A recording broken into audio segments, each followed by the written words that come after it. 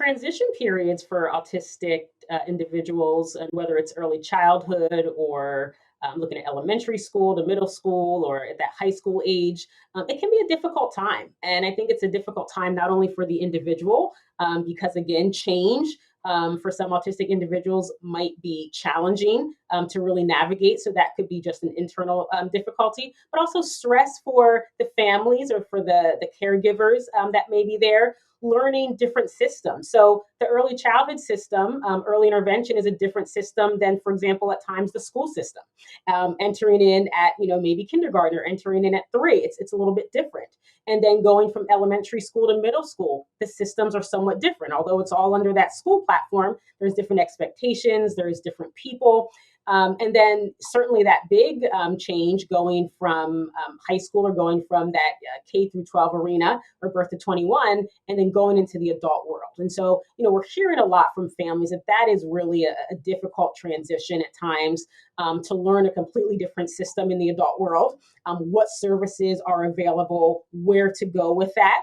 And certainly, schools have built in transitions, especially for students who have IEPs or individualized education plans.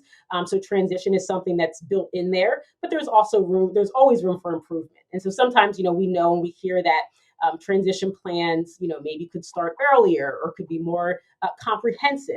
So I feel like that's always an area to kind of grow in. But I think one of the things as we think about transition is planning early, is really thinking about, and it may even be several years before that actual transition has to take place.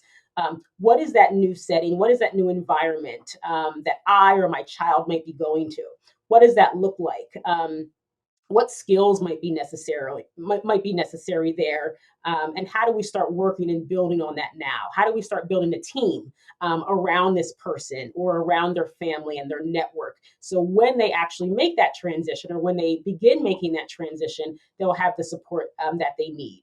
And so there are things, there are definitely many programs and community-based organizations that are out there to help transitions, for example, from secondary school, looking at whether it's college or looking into the world of work or just different types of day programs. So there are many options that are out there. But it's really, I would say, learning and that individual or that caretaker or parent or family, making sure that they are well educated in those resources as far as what is available or what they need to do to make sure that they have access to things that are in the community.